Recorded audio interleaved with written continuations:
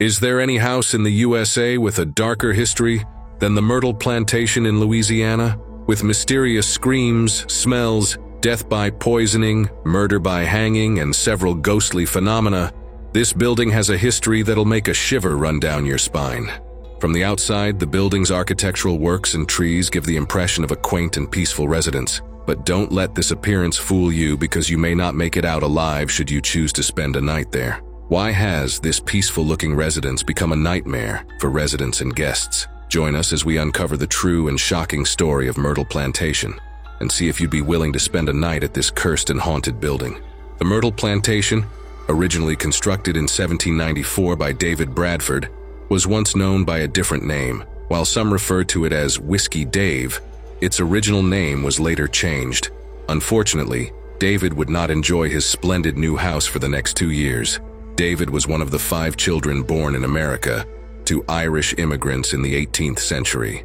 He purchased a tract of land and a small stone house near Washington County, Pennsylvania, in 1777. He became a successful businessman, attorney, and the Deputy Attorney General for the county. Some years later, he got married to Elizabeth Porter, and as the family and business grew, Bradford needed a larger house, and he built one in Washington. The house became well known in the region for its size and remarkable craftsmanship. It has a mahogany staircase and woodwork imported from England. Bradford used the parlor of the house as an office where he would meet with his clients. Back then, Bradford occasionally took in students who wanted to study the law. One of them, Clark Woodruff, not only earned a law degree but also married his teacher's daughter, Sarah Matilda. Bradford also followed the affairs of the government and was not afraid to protest government policies he disagreed with. In 1791, Bradford got involved with the infamous Whiskey Rebellion. This rebellion broke out during the presidency of George Washington, and it was a protest against the tax the federal government imposed on whiskey. In response to the protests, George Washington sent in the military to defuse the situation and apprehend the ringleaders and masterminds behind the protest. Because of his involvement in the rebellion, Bradford was forced to flee in October 1794, leaving his family behind. When he returned in 1796, he purchased 600 acres of land and a year later built a modest 8-room home near Baton Rouge that he named Laurel Grove, what would later be named Myrtle Plantation. After he was pardoned for his role in the rebellion, he moved his wife and their 5 children to the plantation. But while all seemed well for the Bradford family, there were signs that there was more to Laurel Grove than met the eye. Like many of the great antebellum plantations, centuries of tales, myths, and legends shrouded Laurel Grove. Some claim it was built on sacred burial grounds of the Tunica tribe, and almost everyone agrees that this is the source of the curse that has haunted the plantation grounds to this day. After Bradford passed away in 1808, his wife Elizabeth continued to run the plantation until 1817, when she handed the management to Clark Woodruff. And that's where the trouble began. Woodruff's wife, Sarah, had given birth to 2 kids and was carrying the third when an event took place that still haunts the Myrtles plantation to this day. Woodruff had a reputation in the region for integrity with men and with the law, but was also known for being promiscuous. While his wife was pregnant with their 3rd child, he started an intimate relationship with one of his slaves. This particular girl, whose name was Chloe, was a household servant, and although she hated being forced to give in to Woodruff's sexual demands, she realized that if she didn't comply, she could be sent to work in the fields, which was the most brutal of the slaves' work. Eventually, Woodruff tired of Chloe and chose another girl to force himself on. Chloe feared the worst, sure that she was going to be sent to the fields, and she began eavesdropping on the Woodruff family's private conversations, dreading hearing the mention of her name. One day, she was caught, and Woodruff ordered that one of her ears be cut off to teach her a lesson and to put her in her place. After that time, she always wore a green turban around her head to hide the ugly scar that the knife had left behind. But Chloe would strike back, and with her actions set in motion, a series of events that would have a lasting, haunting effect even to this day. After the events that left her with a horrible scar, Chloe continued her duties around the house as she bided her time and waited for her opportunity. The opportunity presented itself in the form of a birthday for Woodruff's oldest daughter. No one knows for sure why she did what she did. Some claim she intended to nurse the family back to health and earn the judge's gratitude. In this way, she would be safe from ever being sent to the fields. Others say that her motives were cunning and malevolent, and that she did what she did for one reason only: revenge. Chloe decided to bake a birthday cake in honor of the birthday girl. She baked the cake with flour, sugar, eggs, and an extra ingredient. When the cake was ready, she brought it out and offered it to the Woodruff family. The two children and Sarah Matilda each had slices of the cake, but Woodruff didn't eat any of it. Before the end of the day, all of them were very sick. Chloe patiently attended to their needs, and everyone wondered about the sudden nature of the illness. But it soon became clear there was foul play involved, when in a matter of hours, all three of them were dead. It was then revealed that Chloe had added poisonous oleander leaves to the cake. She intended to use a little poison to make the family sick, but had unknowingly used a lethal amount. The other slaves, perhaps afraid that their owner would punish them also, dragged Chloe from her room and hanged her from a nearby tree. Her body was later cut down, weighted with rocks, and thrown into the river. Woodruff closed off the children's dining room where the party was held, and never allowed it to be used again as long as he lived. To this day, the room where the children were poisoned has never again been used for dining. Since her death, the ghost of Chloe has been seen at the Myrtles plantation and was even accidentally photographed by a past owner. The plantation still sells picture postcards today with the cloudy image of what is purported to be Chloe standing between two of the buildings. The former slave is thought to be the most frequently encountered ghost at the plantation. She has often been seen in her green turban, wandering the place at night. Sometimes the cries of children can also be heard, and at other times, those who are sleeping are startled awake by Chloe's face, peering at them from the side of the bed. Although they were dead, Sarah and her children weren't gone from the plantation. It is widely believed that the best way to see ghosts and other paranormal creatures is with a mirror. This somewhat supernatural ability of a mirror is the reason why some people consider a broken mirror to be a sign of bad luck. But it seems mirrors are capable of so much more. After losing his family, Woodruff moved to Covington, Louisiana, and left an old caretaker to maintain the plantation. Later on, he decided to sell the plantation and the slaves to a man named Ruffin Gray Sterling.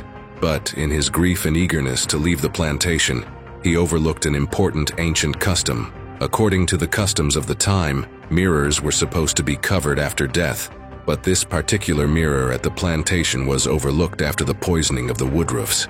It is believed that this uncovered mirror trapped the spirits of Sarah and her children, who are occasionally seen or leave handprints in the mirror. The mirror is now located in the grand hallway of the plantation, and visitors have reported seeing faces, handprints, and figures of the deceased. Sterling and his wife did a major remodeling of the plantation. Once the remodeling was done, the name was changed from Laurel Grove to Myrtles. 4 years after the completion of the project, Sterling died of consumption, as tuberculosis was called at the time.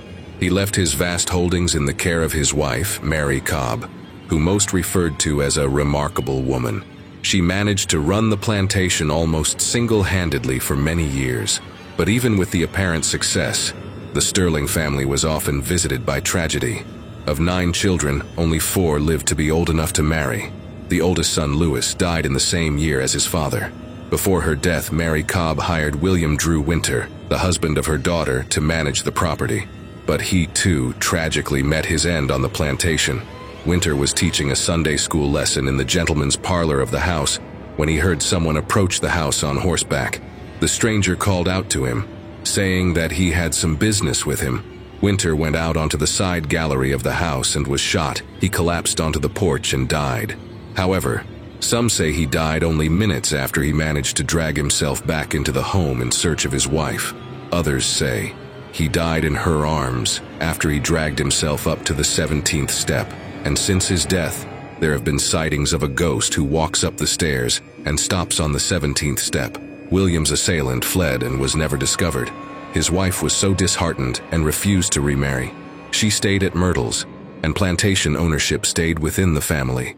However, as the debt grew increasingly burdensome, The plantation underwent several changes of ownership, passing from one family to another until 1891. This is when Harrison Milton Williams bought the plantation. But with the curse of the Tunica burial ground and the horrors of the Civil War, he had no idea he was getting far more than he bargained for. Some of the ancients believe that houses have memories and retain the energies of events happening within them. If this were true, then it would explain how the bloodshed of the Civil War amplified the ancient Tunica curse and made the Myrtle Plantation far darker and more haunted than it had ever been. The Civil War was one of the darkest periods in American history, with over 500,000 American soldiers losing their lives on battlefields across the country. During this time, advancing soldiers would camp at houses as they rested and strategized for upcoming clashes. Opposing soldiers would also sometimes launch surprise attacks on enemy soldiers, camping at these buildings, resulting in bloodshed at many great plantations across America during the time of the war. During the Civil War, the house was ransacked by Union soldiers, and it is believed that no fewer than 3 people were killed in the house.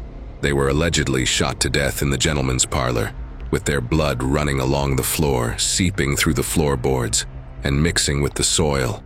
The war eventually ended with everyone who survived returning to their homes and families, but a surprise awaited those returning to the Myrtle Plantation. Horrific as the shootings and the deaths were, what shocked everyone the most were the bloodstains that could not be removed from the floor. One account has it that years later, after the Myrtles was opened as an inn, a maid was mopping the floor, and when she reached the spot where the bloodstains were, she was unable to clean it, no matter how hard she tried. Supposedly, the spot was the same size as a human body, and it is believed to have been where one of the Union soldiers fell. This strange phenomenon was said to have lasted for a month. Harrison Williams kept the Myrtles going during the hard post-war era, but tragedy would soon strike the Myrtles again. During a storm, the Williams' oldest son, Harry, was trying to gather up some stray cattle when he fell into the Mississippi and drowned. Shattered with grief, Harrison turned over the management of the property to his other son, Sergett Minor Williams. He later married a local girl named Jessie Folks and provided a home at the Myrtles for his spinster sister and maiden aunt, Katie. Like so many that met their end at Myrtle Plantation, the spirits of these people are believed to still wander the property to this day. Katie's spirit can be heard in the bedroom where she passed. Her father William's footsteps still echo in the stairwell, and Cleo appears from time to time in her 19th century clothing. The land around the house was divided among the heirs of Harrison Milton Williams, and in the 1950s, the house itself was sold to Marjorie Munson. When Marjorie purchased the property, she noticed strange hauntings happening around the home. Marjorie lived on the property until the 1970s. In the 70s, it was purchased by James and Frances Kermine Myers, who ran the plantation property as a bed and breakfast. The Myers family would themselves experience ghostly events at the plantation and wrote a book titled The Myrtles Plantation, in which they named the building the most haunted house in America. The book explores the dark history of the house and the ghostly sightings. The ghost of a young girl who died in 1868 has also been seen around the plantation. Despite being treated by a local voodoo practitioner, she supposedly appears in the room in which she passed and has been seen attempting to practice voodoo on people sleeping in the room. The Myrtles Plantation has survived, leading to its current identity as a popular bed and breakfast place. But given what you now know, would you spend a night at the Myrtle Plantation? Ready for more haunting stories? Then click here to learn about Clifton, Arizona's Unquiet Dead, or watch this other video instead.